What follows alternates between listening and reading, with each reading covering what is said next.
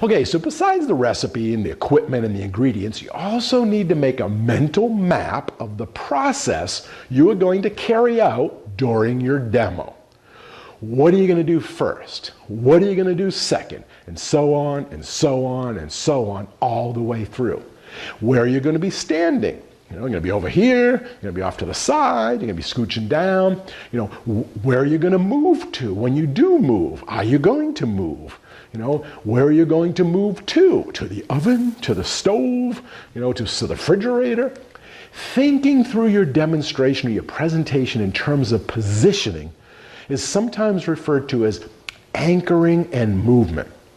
In the theater or on movie sets, it's often called blocking, right? Blocking out the set, which is the movement of the performance, where the actor will walk, sit, cross the stage, where will they enter, where will they exit. A director will usually block out a set early in the rehearsal process. Blocking can range from, being very general, enter here, exit there, or very specific. Pick the pen up on this line, sit on the couch during this line, slap the person on this line, whatever the show is. Well, in our world, food demonstrations, right, it's very similar because it is the same sort of thing.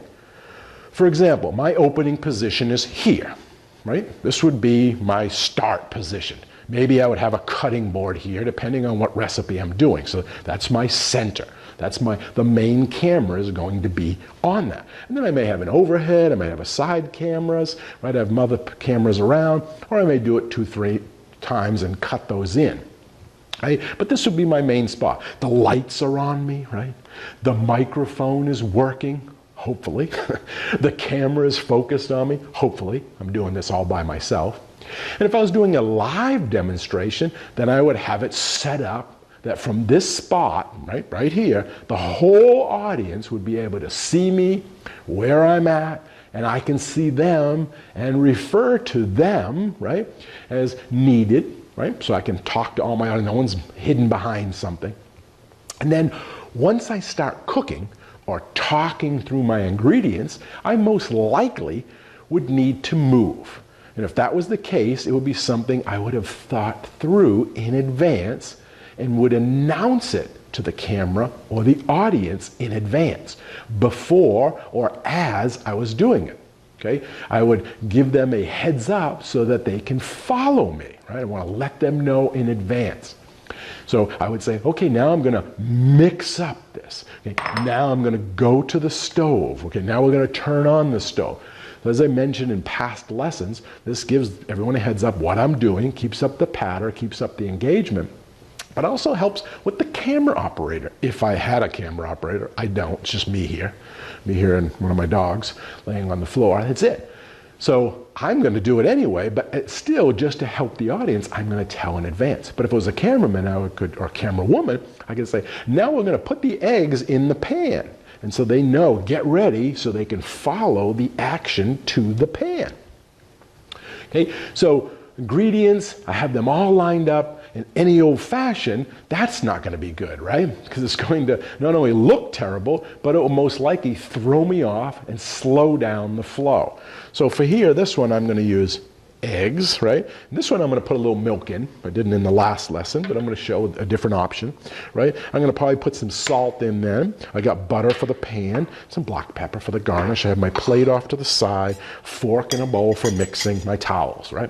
But if I had all this, maybe I had 10 ingredients, and I had all this scattered everywhere, as I'm grabbing things, one, it's going to look messy, okay? Two, as I'm grabbing something, like, okay, now I'm supposed to put the eggs in, and then what do I put next? You can see how this could go downhill. Simple recipe. What if I had 20 ingredients and I'm supposed to do certain things first, mix it, and then add something else in? Like maybe I'm making a vinaigrette and you put the oil in at the end and whisk it in slowly, right? But if I don't have the recipe and I'm following, and the olive oil maybe first, maybe I put that in, later on I put the vinaigrette. Maybe I haven't practiced, right? So that could mess you up. So I always like to say, put it in the order it's going to be used. Okay, and that'll help you. So even if I didn't have a script and I had a host that's talking to me and I have 3 minutes and they're like, come on, you gotta go. And it's confusing, I know, just by looking at it, what I'm gonna put in. Okay, so I could do it very, very quickly. So that's always very helpful. So this is helpful so you don't combine them out of order or even mess up. Maybe you missed something. Maybe you couldn't find it. It was hidden behind something and you forgot an ingredient. And then the audience is going to be like, wait a minute, where's the saffron? Where's the oregano? Where's that ingredient? It was on the recipe list, but I didn't see them ever put it in. Right? So this is good. And also you don't want to have the bowls hidden behind something.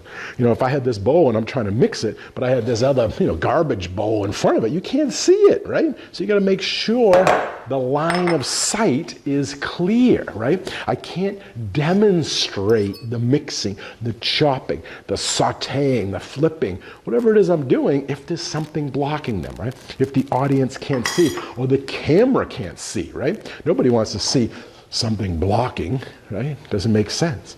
So push stuff off to the sides, periodically clean your set, wipe down your set as needed, keep it all clear for visual.